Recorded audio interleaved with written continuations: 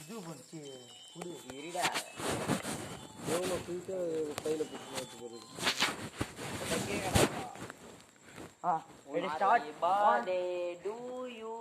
ஓகேவா?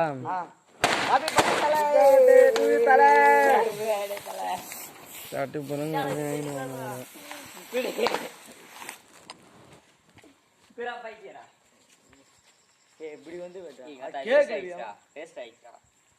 என்னடா கோளாறு கொடுத்துட்டோம்.